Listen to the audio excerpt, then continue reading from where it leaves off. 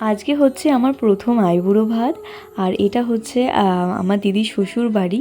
আমার দিদির শ্বশুরবাড়ি যেহেতু অনেকটা দূরে, তো তার জন্য আমাকে একটু আগে আগেই আইবুড়ো ভাতটা দিয়ে দিয়েছে, কারণ আমি একবারে এসেছি, বারবার তো আসা সম্ভব নয়। প্রায় 6 থেকে 7 ঘন্টা দূরত্ব আমাদের বাড়ি থেকে, তো তার জন্য এইখানে আমাকে আইবুড়ো ভাত দিয়ে দিল একবারে। আমার প্রতিবার তো আসা সম্ভব নয়। আর এখানে দেখছো দুটো থালা সাজানো আছে। এখানে হচ্ছে আমার জন্য একটা আইবুড়ো ভাতের থালা, আর একটা হচ্ছে আমার দিদির ননদের মানে স্বাদের জন্য খেতে দিয়েছিল আর কি। আমি জানতামও না যে আমি আইবুড়ো ভাতটা খাবো দিদির শ্বশুর বাড়ি, তার জন্য আমি দিদি চুড়িদার পরেই বসেছিলাম।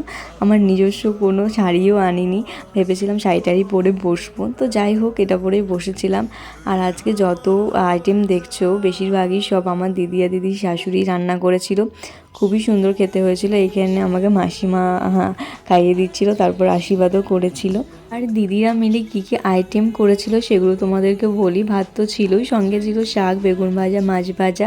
মাছের তেলটাও আমি সঙ্গে করে নিয়ে নিয়েছিলাম, কারণ মাছের তেল খেতে আমার খুবই ভালো লাগে। আর ছিল পটল চিংড়ি, আর ডাল ছিল, আর ভাজা তো সঙ্গে দিয়েই ছিল। তার সঙ্গে ছিল মাছের ঝোল, আর চাটনি ছিল, দই ছিল, পায়েস ছিল, আর তোমার হচ্ছে মিষ্টি ছিল। আমার দিদি পায়েসটা যা করে না, মারাত্মক লেভেলের করে। তো যাই হোক, এই যে তেল দিয়ে আমি মাছটা খাচ্ছি, এটার স্বাদ সত্যি কখনো ভাগ হবে না।